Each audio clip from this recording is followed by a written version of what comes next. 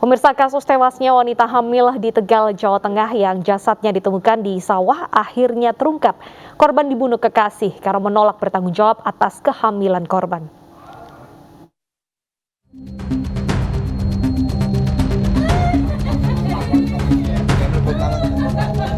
Kudunya aku ngerti, wong sing bodoh dipateni.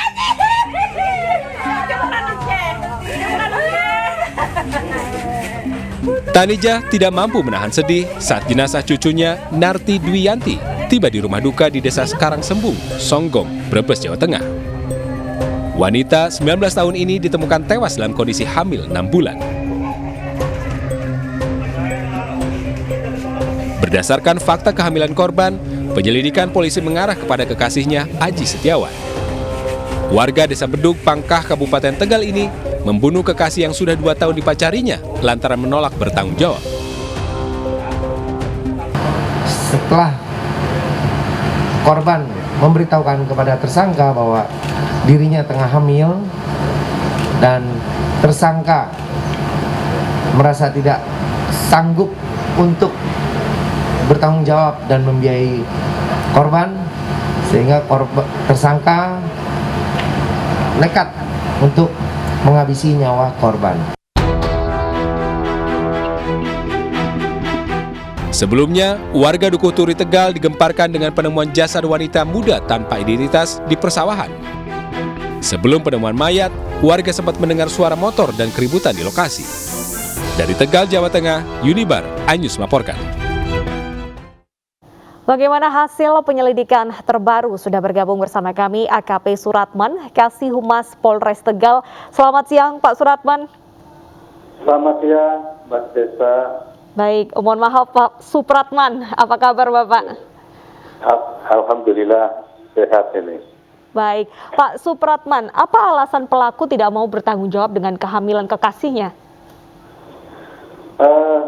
Baik, terima kasih.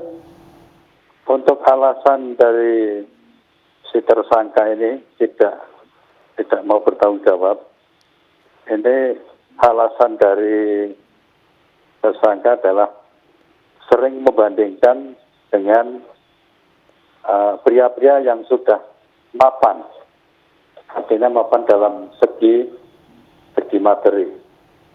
Kemudian juga si tersangka ini sakit hati, selalu dikejar-kejar terus karena tahu bahwa kondisi pacarnya ini hamil 6 bulan dan mengejar-ngejar untuk dimiliki pertanggungjawaban.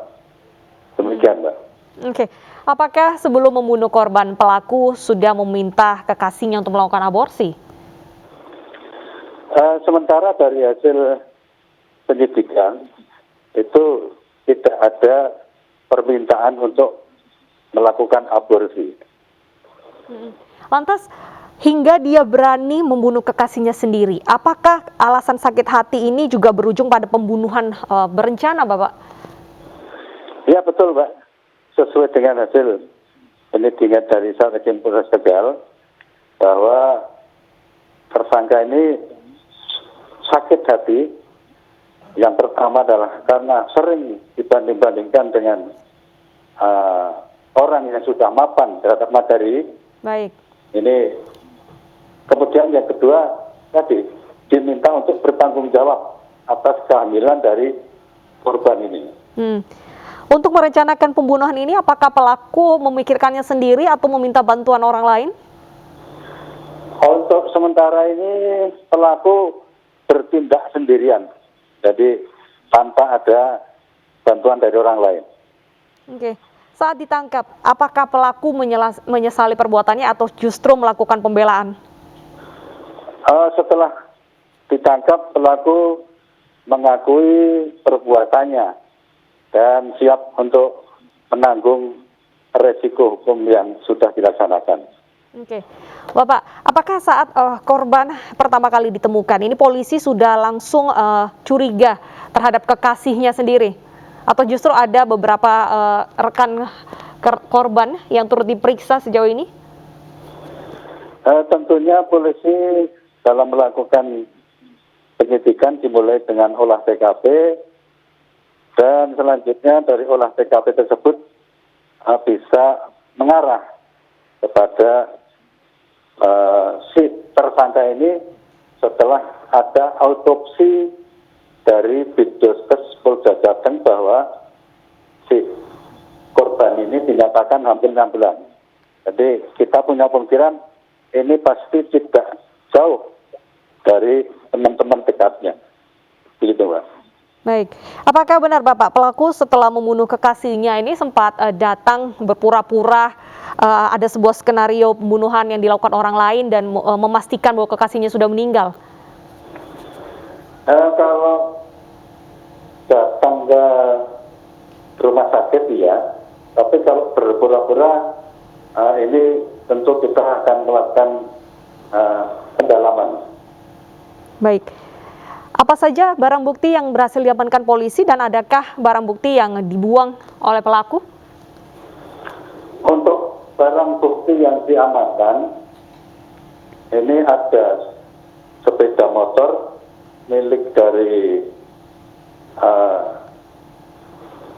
tersangka, kemudian pakaian milik korban yang dipakai pada saat itu, dompet berwarna hitam milik korban, Baik.